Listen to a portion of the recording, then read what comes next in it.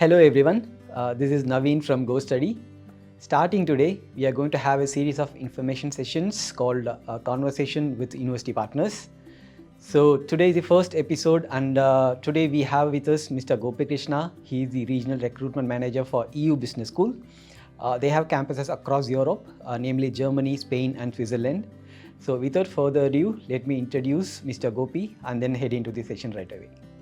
So thank you so much for joining us today and agreeing to do this. You're most welcome, Naveen. I think we are always pleasured, to interviewed by Gostudy. So yeah, let's do it. And before, let me introduce myself. My name is Gopi Krishna. I'm the Regional Recruitment Manager for EU Business School, and I'm also an enrollment advisor for students coming in from India, Bangladesh, Nepal, Sri Lanka, and all these South Asian countries. I'm with EU from last 6 years now, but I have a more than decade of experience in the student advising. So I'm quite excited to be part of this. So first of all, to learn about the experience of EU, I have a few questions, right? And we also got some questions from counselors. So these questions are sent by the counselors, which means these are frequently asked by the students. All right, so first, what language is used in the classroom? So at EU Business School, we are very international. So all the programs are taught here is English. So even though we are based in Spain, Germany or Switzerland, so all the programs are taught here is English. All right. Now, how diverse is the student body of EU? So like I said, so we are very international. So we have more than 120 nationalities in our student body. Wow. Majority of them, they come from Europe. So we have students coming from CIS countries, Mensa, and since I look after South Asia, so which contributes 13% of our entire student body. All right. So the next question is, are there any networking opportunities available to students? Yes, indeed. So whenever they go to business school, so what we always request the student, always we suggest the student is keep open-minded. So we give a fantastic opportunities for students both on the academically, but at the same time, outside the classroom as well. So we have something called a business immersion weeks. So every semester, students will have to come out from the classroom. They have to do company visits, workshops, panel discussions, and we have something called the Learning from Leaders Conference, which is a prestigious offering from EU Business School. Every semester, we have a CEO or CFO or big top directors be coming to EU Business School and also connecting with the students. And this is a fantastic opportunity for students to interact with the senior directors of companies as well. Okay, all right. What extracurricular activities are available to students? Well, so there are a lot. So I think the city, since we are a city campus, students really explore the city as well. And Barcelona and Munich and Geneva, they're very popular cities. Yeah. So there is a lot to offer within the city itself. So we have a student body. So we have clubs. We have societies on campus. And one thing I always inform the student is, don't just limit yourself within the academics. Engage in a lot of other clubs and societies what we have on campus, and we also have a football team, so students can actually participate in the football tournaments as well. Okay. Yeah, I mean to be right. When we have a campus in Barcelona, there should be a football team. Absolutely, yeah. So we actually compete with the clubs and even not the FC Barcelona, but the other clubs, and even with the institutions as well. And even Munich, so you have a fantastic, the sporting culture in Munich. Yeah. All right. See, you have worked with Indian students for so long. So multiple regions of India and students, they have different expectations, right? Especially when it comes to South, there are some factors that the students look at before enrolling in a school, right? So this is one such question. What is the average class size and student to faculty ratio? That's a very good question. When it comes to, this is a major difference between a big school versus a public university. When you go to public university, so the student to faculty is quite large. So you will be sitting in a classroom of more than 100 students. But when it comes to a big school, we handpick our students in terms of, what are their qualifications and whether they're really contributing to your classroom or not. So the maximum classroom size is 30. Okay. But there are times, where it will come down to 15 to 20 students as well. So it depends upon which specialization they're doing. So, it will be maximum of 30. But coming to your second question regarding the student is to faculty, so we're talking about 10 is to 1. Okay, that's really amazing, because then the students are free to ask the question to their professors even in the middle of the class. Right? Yes, so we have this called mentorship at EU Business School. So all the faculties they run their own businesses, they have their own consultancies, they come and teach on campus. Okay. So students really take an advantage understanding and what is really happening out there. They understand. So it's more of a mentorship what we provide at EU Business School. Understood. Okay. So next question is, what facilities and resources are available for students?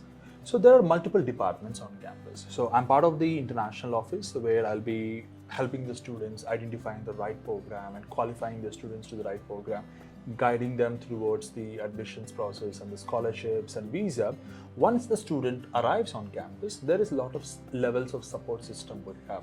One is the academic support. So we have an academic advisors. These are not professors. So these are academic advisors. They are responsible for making sure that students are really following the classes or not. So this is something we are different from public universities. So there is a support system.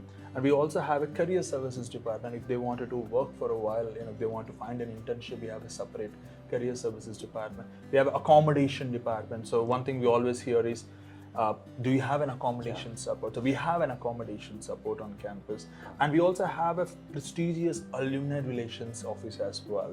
So students who graduate from the EU, and if they want to actively participate in our association, so we have more than 30,000 alumni who have graduated from the institution. So we have a support system on each and every stage. Okay, next is after arrival support. Okay, so there are set of questions regarding that.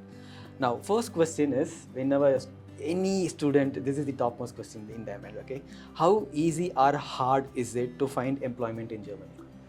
Well, that's a very good question. So I think one way to look at it is, so one of the common mistakes students do is, so once they arrive, they immediately look for a job.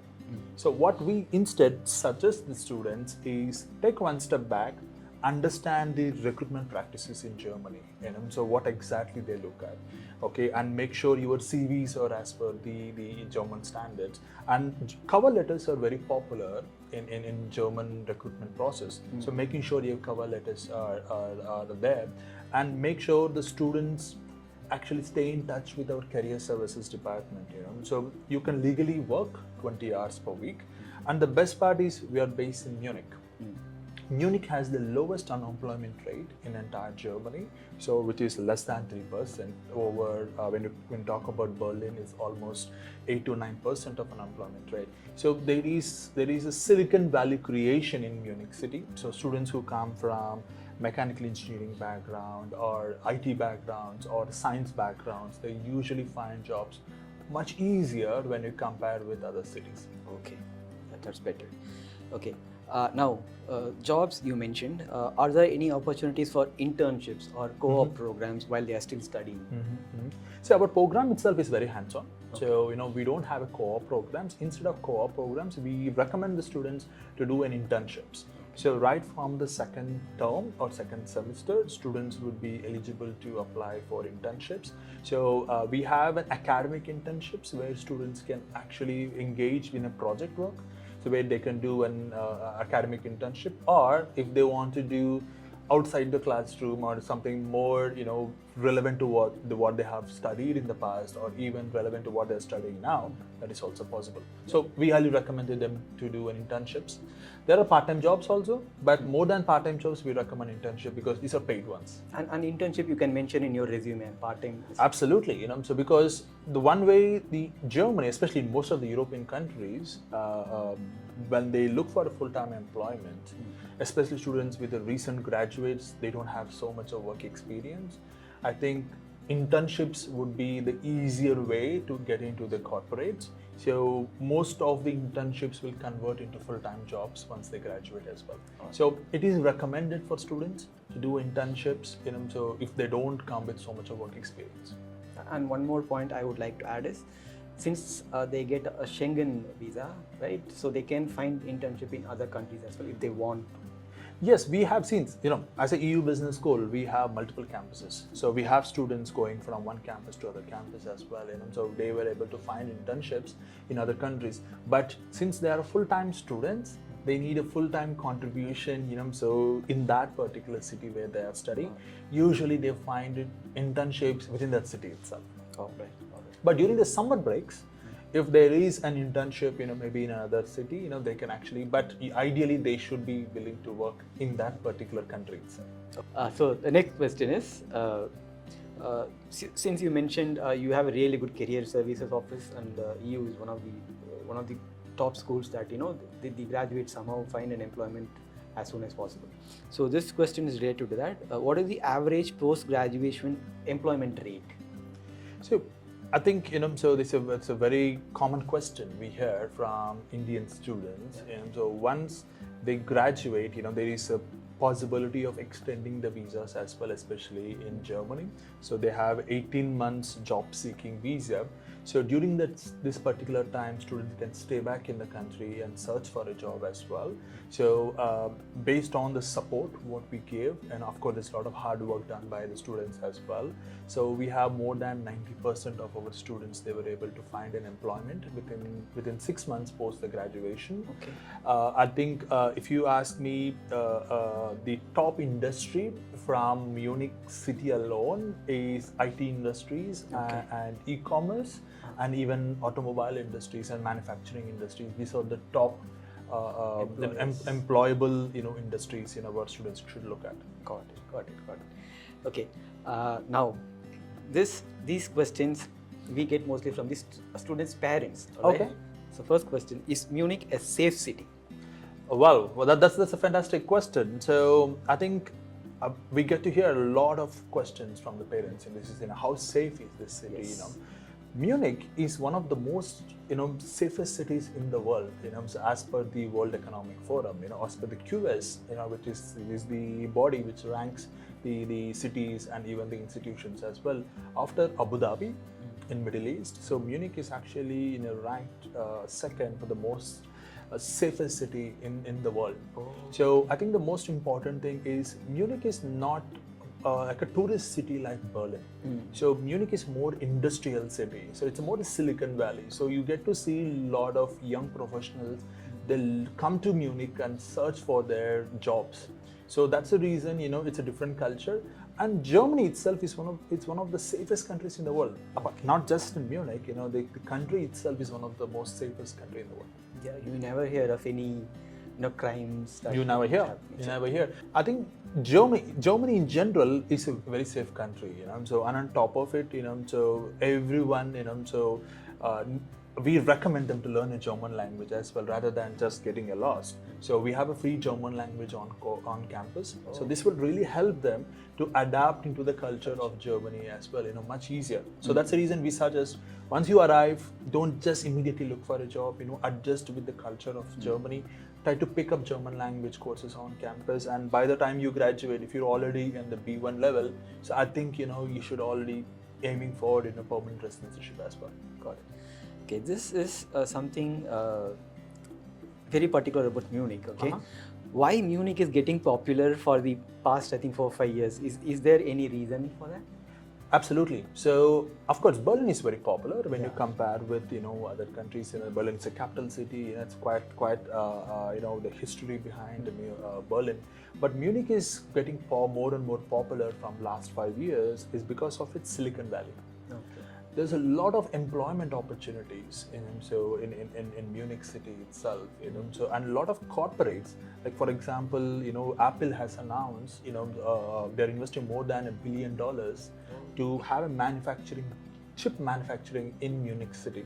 Okay. So like you have a Tesla 2 gigafactories in Munich, and it's becoming more and more attractive for companies to move to this particular city, and this is also attracting more young crowd to come to Munich city.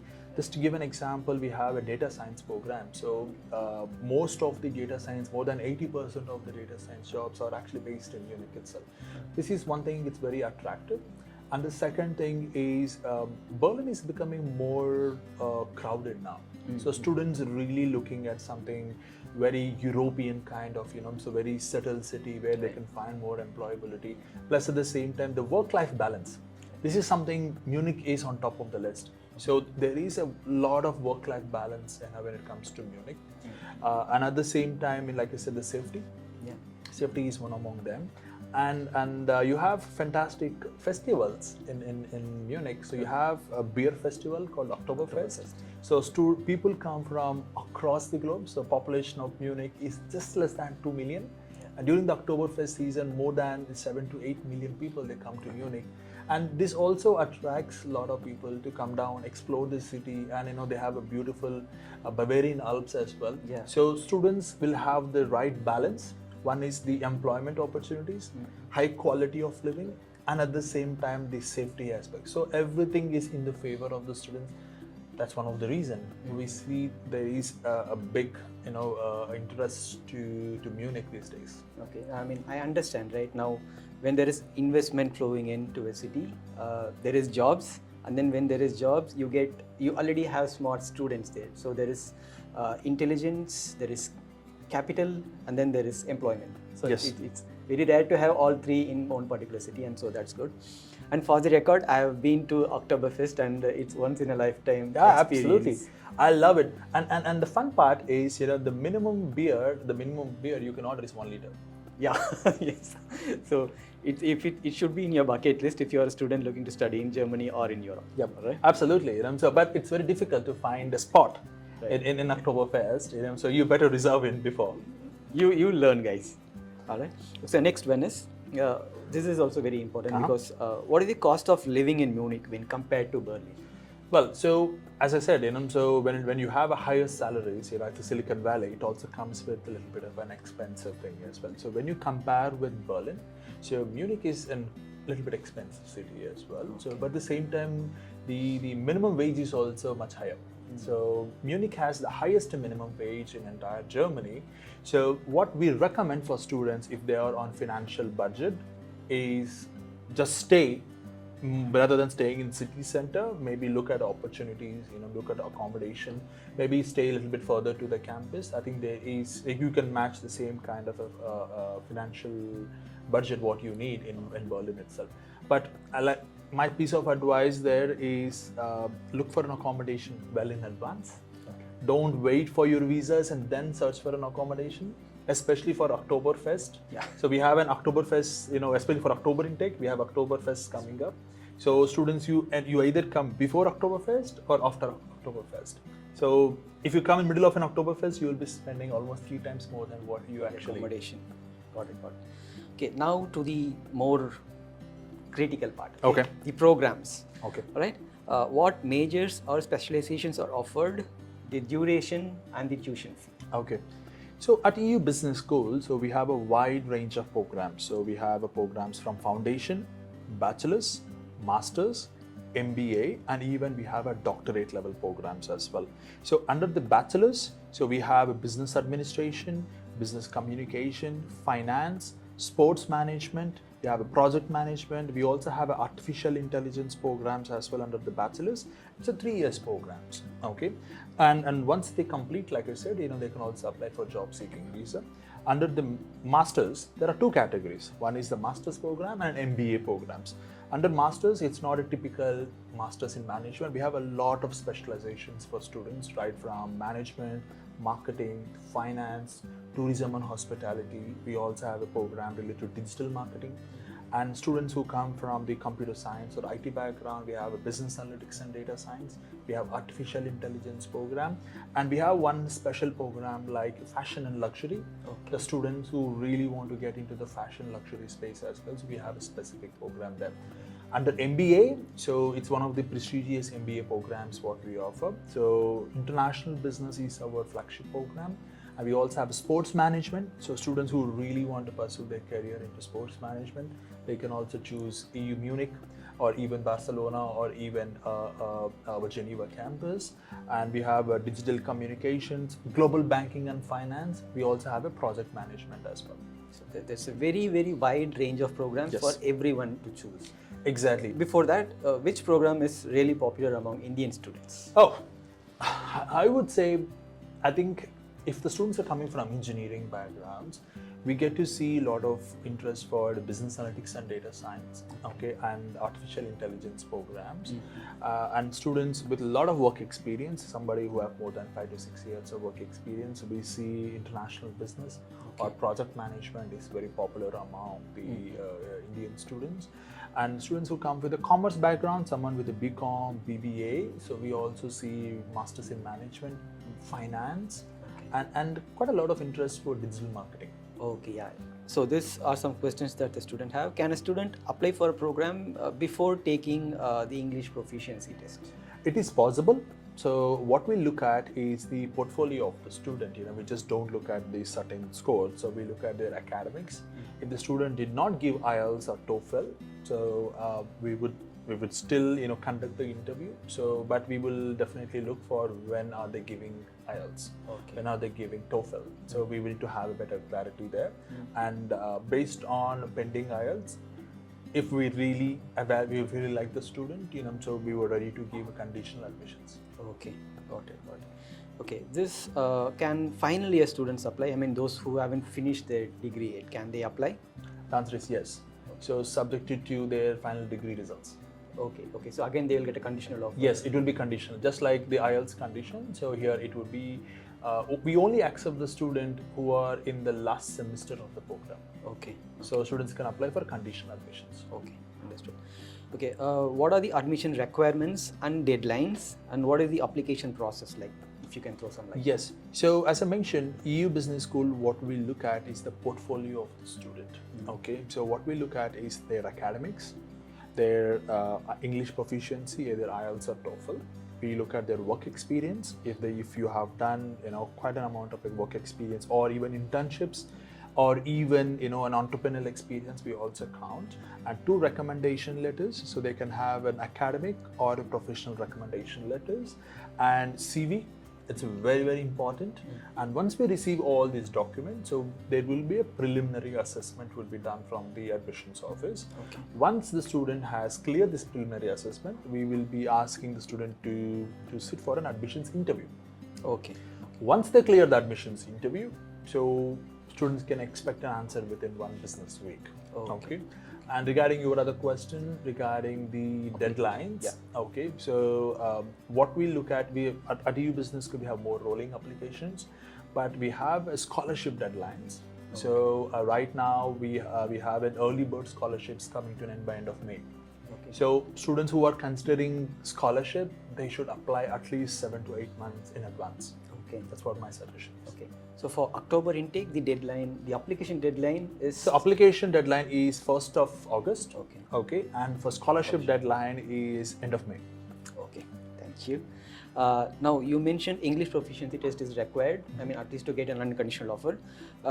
Do students need exams like GRE, GMAT? It's a very good question. So it is not mandatory. But we recommend them, if they are looking at a bigger scholarship. So GRE or GMAT will be an optional in the admissions process. Will add value to their. Will add the value. So if the student do not have a GRE or GMAT, the admissions interview take more weightage. Okay. Again, this is a very common question. Accommodation, right? What accommodation is available in campus? Does the school provide or support in finding an accommodation nearby campus, if that's possible? So I think accommodation is something, it's very important, where students need to take it seriously. Okay, so especially in Europe, as you know, the housing crisis is all over the place. We highly recommend the students to search for an accommodation well in advance. At EU Business School, we have a process. So the moment student pays the initial deposit, okay, so student will receive a welcome email from our accommodation department, welcoming you to city Munich or even Barcelona or Geneva, okay, and we provide both on-campus options. And if the student feels okay on campus, so this is not something what I'm looking at, they can also look for off-campus accommodation as well. But for visas, it is not mandatory for Germany. But for Spain, it is mandatory for a guaranteed accommodation before applying for the visa. For Germany, it is not mandatory. But we highly recommend to search for an accommodation well in advance. Right, understood. Okay. Next is the student support services, right? Okay. what academic support is available for students and what personal support is available for students? So one is academic wise. So we have academic advisors on campus. So their job is to make sure the students are following with their classes.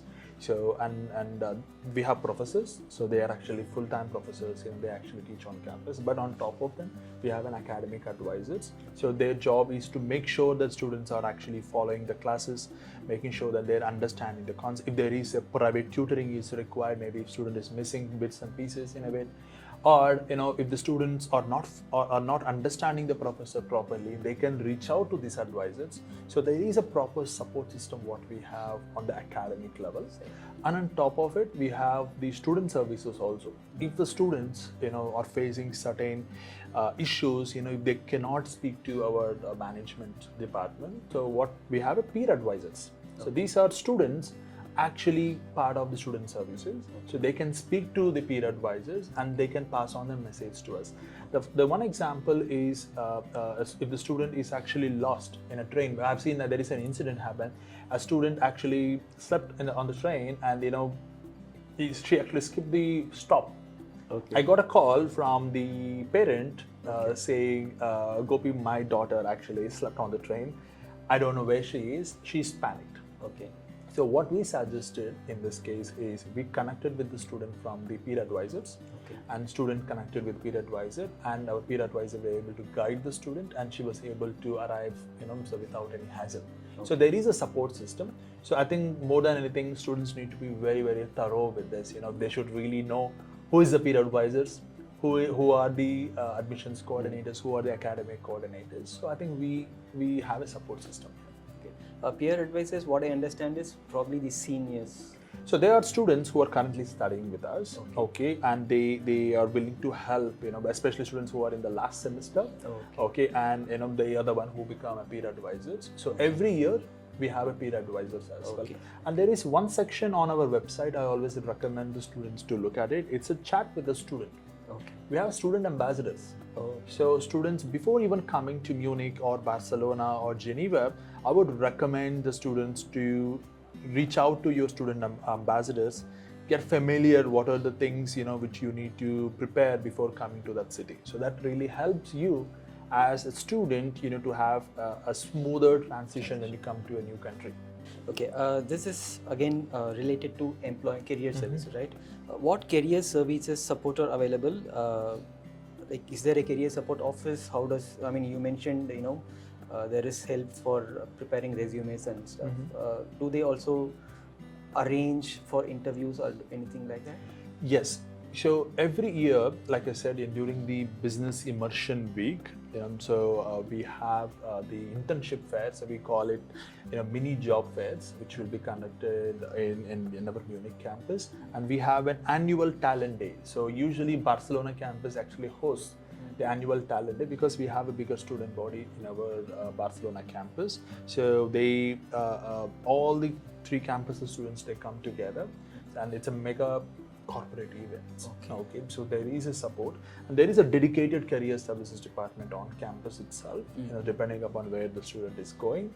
And at the same time, we also have a job teasers. So we have a job portals as well, so where students can apply directly through our job portals as well. Okay. That's absolutely possible. Okay. Again, this is another important factor, which is finance, right? Does the school offer scholarships or financial aids? Yes, we do offer scholarships, Naveen. Okay, so depending upon the profile of the student, okay, so we have a merit-based scholarships. So we look at the academic performance of the student. So we look at their previous education. If any student who has 3.7 on 4 GPA with 7 IELTS and subjected to the scholarship interview, so they can apply for 25 to 30% merit-based scholarships. Okay, and we also have a regional specific scholarship, which is the early bird scholarship. So that can be from 5% to 15% on the whole program fees. We also have one more thing called ambassador scholarships. So this ambassador scholarship is very particular about who are willing to contribute into all our corporate events, and the ambassadors basically who want to become an ambassador. For our Swiss campus specifically, we do have an EU cares financial aid. So as you know, Switzerland is a little bit expensive country to live and study. So the admissions office, we are ready to evaluate the student financial status, and we are able to provide financial support up to 30% on the entire program fees. Okay, that's amazing. Okay, next, this is another crucial question that most Indian students have in mind. Can they pay their tuition fee in installments? Is that possible? That's a very good question. Again, we have the flexibility of paying, the semester wise, okay. But I think we have to go as per the official checklist of the visas as well. So as you know, very recently the German national visa, the checklist have been changed.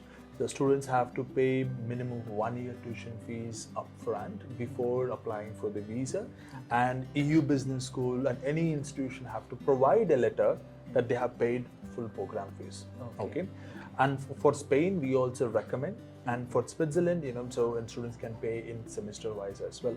So again, this comes to the financial stability of the student. So they can also go for an educational loan. They can also support their documentations based on the sanction letters from the bank as well. Got it.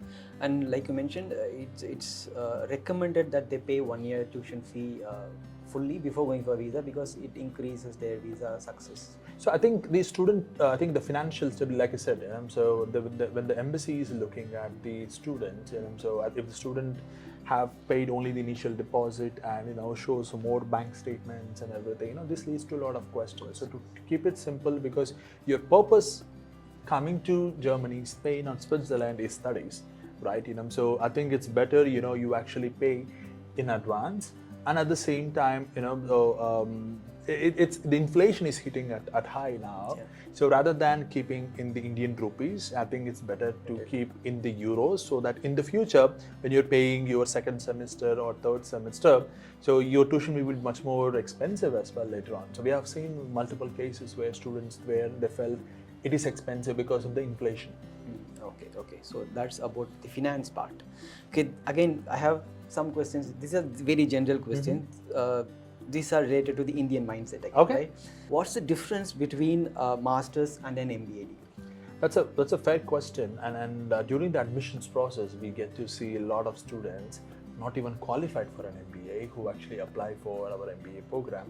I think there are four major differences between master's and MBA, especially at EU Business School. So the first thing is, in our master's program, it's more on the associate level of understanding. But if you talk about the MBA, it's more on the senior management level of understanding. Okay. Second thing is the number of credits what they get. So at EU Business School, we have our master's program are 60 credits. Our MBA programs are 90 credits. Okay. So there is more academic work, and there is a lot of subject combinations and everything. The another difference with masters and MBA is, how you learn that specialization. So in your masters, you study, let's take an example of finance. Okay, students study finance right from the first semester till last semester when it comes to masters. But in MBA, students understand a wide range of subjects. Like they study leadership, they study strategy, they also study economics, HR, they also study analytics. So they also have subjects like transformation and leadership, and you have subjects related to finance. So it's a combination of so many factors. Then in the last semester, you specialize into one of the MBA. The another difference between masters and MBA is the dynamics of the classroom. In masters, the average work experience we see 2 to 3 years. When it goes to an MBA, it's almost 6 to 7 years of work experience. So the students in Europe especially, so I know in India, students do an MBA right after the bachelor's. I would say MBA in India, it's almost equivalent to masters in Europe, I personally feel. And at the same time, when you're looking for an employment as well, an employer would look at an MBA student with more work experience. Students with no work experience, if they do an MBA, they're most likely not able to find jobs much easier. So instead of MBA, students can do masters in management, masters in a particular specialization. So that's a major difference. Right.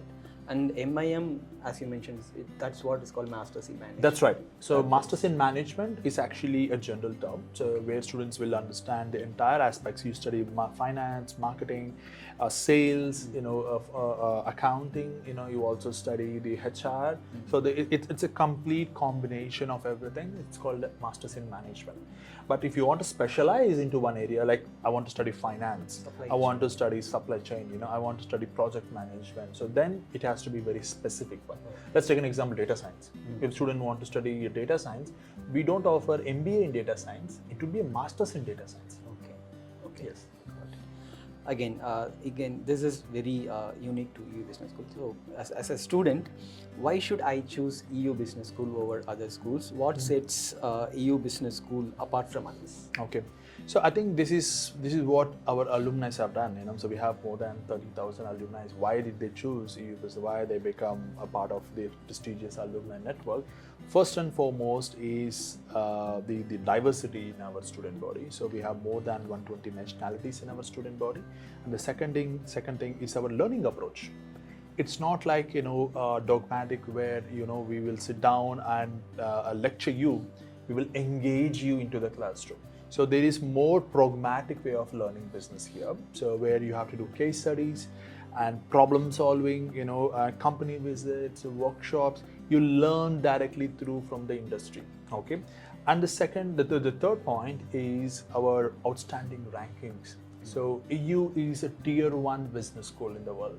So in terms of the MBA rankings, so we are ranked top 50 in Europe, top 150 globally.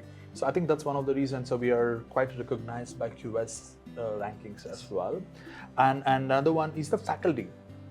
Our faculties are not just the PhD holders. They run their businesses. They actually work in the senior management level. They have a full-time jobs and they bring those experience into the classroom. Okay. Another one is the opportunities what we give to the students as building their business personality. It's not just about getting a degree, what we really make sure that. So we will make sure that you are employable rather than just finding an employment. So the skills are very, very important. That's where EU Business School comes in, making sure that you have a right skill set where you can become an employable. Got it. Again, this is the final question and very important. Okay. Could you please provide some information on the German national student visa? Okay, so as I mentioned, there is a few changes happened quite recently in the German national visa. So any student who are applying to Germany, so first thing they need to understand is there is one process called APS. So what is this APS? So APS is an academic evaluation process by the German embassy. You need to verify your documents whether they're genuine or not. So you will have to create a profile on the APS portal, pay 18,000 rupees, and courier the documents to the APS office. So once you have got the APS certificate, that's the first step which you have to do. The second is you need to have an unconditional acceptance letter from any institution. And the third one is you need to have IELTS or TOEFL. So students who are going to English taught programs, you need to have only these 2 English proficiency tests. If you're going to German taught programs, you need to have a Goethe or a Max Willer, so minimum of B2 level. That's what they are looking at. CV, previous academic qualifications. There is one thing called blocked account. So what is this blocked account? So blocked account is basically a German account, for your living expenses. So you have to put I think it's 11,300 euros, over 3,000 euros, over 11,300 euros. So you have to put with the German bank, and you can activate this account once you go to Germany. So every month you get over 900 euros into your savings account. So basically it's a security for your living expenses. You also need to have a health insurance, minimum of 3 months health insurance. Once you have all these documents, you can book a slot directly with the VFS and nearest VFS. And one piece of advice is make sure you have a good motivational letter. One of the top reasons why you will have a visa refusal from Germany is because of you're not able to justify why you want to study this program, why you want to study only in Germany. So we are there to support, so we can actually give you a high quality of support. We also have a Gostudy here. They can also support. So the average visa processing time right now in India is 1 month. Okay, so I think the first thing they have to do is APS. Make sure you have an unconditional letters, and make sure you have the entire filing ready. And before you file the visa, we could also give a little bit tips, on maybe we can review the documents, whether if you are missing anything. So that's it, Gopi. Thank you so much for answering all the questions patiently.